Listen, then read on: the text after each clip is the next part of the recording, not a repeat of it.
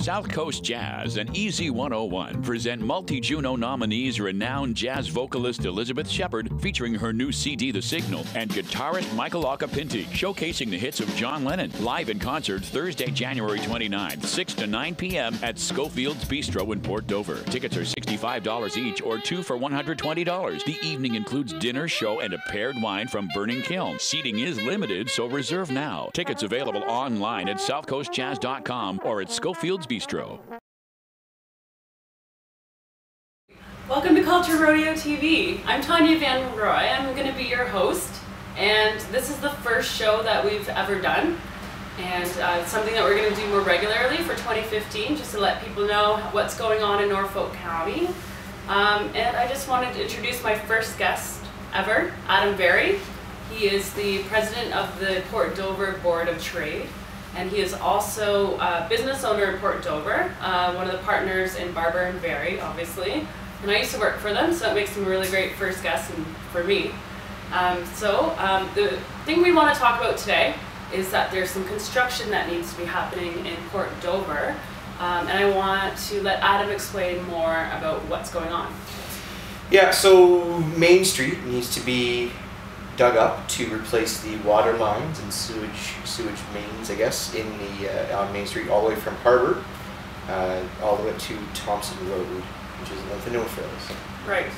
So that's quite the extensive 3-phase project that they're heading into, and of course there are some concerns that need to be, I guess, addressed before that begins. Okay. How long do they think the project will take? They have said so far, they being county staff, have said so far that they expect it to be a 70 working day project. Okay, so that's 14 weeks? 14 weeks. That 5 days a week? Yeah. Okay, so that could take up a whole summer. I guess that would be an issue. Yeah, that's sort of, not sort of, that's the worst case scenario for the Port Dover Main Street merchants, is that they are facing right now the possibility of maybe losing their summer season. Yeah, the money we make in the summertime, in the spring and the fall, is the money that we use to pay all our bills and all our employees over the wintertime. And if we don't make any money, and I'm talking about my friends on Main Street, if they're going to be shut down for most of their prime time, they'll earn their dollars, then it's really going to hurt them come wintertime. I know back in the 90s it happened to us. They shut down Highway 6 from Jarvis to Port Dover, and people were detoured around Port Dover, and it killed us. Yeah, tourism in Port Dover, that affects everybody here in Norfolk County. It's definitely, hope Port Dover doesn't feel alone. Like, all that money that gets spent there is going to just ripple into other areas of the county for years to come.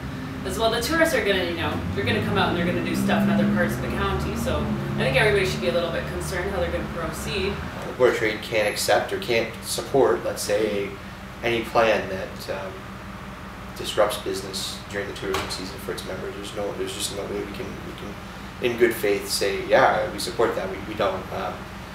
So anything from May 15th to September 15th is just not acceptable from the Board of Trade's perspective. We all want the great new street and some of the other amenities that might bring. We don't know exactly what that is yet, but I just think it's going to be great. We'll find a way. Whether it's they're going to do it in segments, and being at sort of this end of it, we'll come up with ways to just sort of find a way to get them to our storefronts. I know that Kingston had done a similar project last year. They were taking out Princess Street, which, if you know, Kingston is one of the main shopping areas for downtown. Same thing, tourist town. And those merchants depend a lot on that business as well. The way that they approached it, all the contractors were to bring in a public relations campaign with them. Of course, the contractors aren't used to doing that sort of thing. So, it took them a while to figure it out, but they brought it back. The city was willing to pay an additional 10 to 12% on top of the amount to get the work done, as long as, it could function and everybody was happy at the end of the day and nobody was affected in a negative way. So they made these big signs, and it showed what the new development would look like. They were taking out the parking spots and extending the sidewalks to make it a little bit more pedestrian friendly. And they were also adding bike lanes so that people could environmentally come downtown and have that, you know, a more peaceful experience. And so the company that they did choose, their public relation campaign consisted or included like people on the streets helping pedestrians get into their stores. Also they had, if somebody was inconvenienced and they had to move and the construction was happening and blocking them, this public relation kind of kicked in and the people would help them move their things and stuff like that. So, you know, they got the public, you know, excited, you know, like, this is what we're making, this is awesome, be a part of this, and, you know, it really worked for them. It was very successful. Oakville has since gone and gotten some information from Kingston to find out how they handled it, and they've had a successful campaign. Yeah, so the question becomes then with this, and we understand that they want to do, you know, the most efficient plan possible, get the stuff done in the summer when, you know, materials are less expensive. We get all that. Yeah.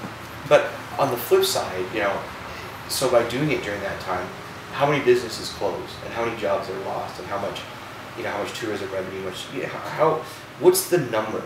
For us, we're talking about close to 40,000 people that we have to move in and out of the theater. Sometimes when we do 2 shows, that's 700 people a day. 76% of the people that attend shows at Lighthouse Festival Theater are not from Norfolk County. Getting the message out to our patrons who don't live in the region or may not know what's going on with the Main Street, it'll be up to us to really lay out action plans for them to get to and from us. You know, we will definitely have to do a mailing, and when you do a mailing, you know, it's you're probably looking at about 5,000 letters at whatever that is in the postage, so you're looking at substantial cost. Not to mention the time that you calculate where you have your staff, and your staff has an accumulated amount of hours to sort of mitigate the problems that would arise with shipping in and out 20,000 to 40,000 people when the construction's happening. So to put a dollar sign on it, I don't know right off the top of my head, but we're talking thousands and thousands of dollars. There are some businesses that could perhaps benefit from different construction times, from other people being inaccessible, that collaborate and work together in order to make the greater experience, because they could spend all the time fighting each other or making it better. And I think that that's a great... it's a no-brainer. It's a great example, and that's the example that we're all following. Yeah, and I think that that's just like business now. You know, I think that's generally people I deal with seem to be of that opinion, so that's kind of nice. That's really nice. Yeah. Awesome. Well, thanks for coming in today, Adam. Yeah, you bet. So if you think this is an interesting issue and you would like to comment, please comment below. Other than that, tune back. We're going to be doing more of these types of shows and talking about what's going on around here in Norfolk County. All right. Awesome.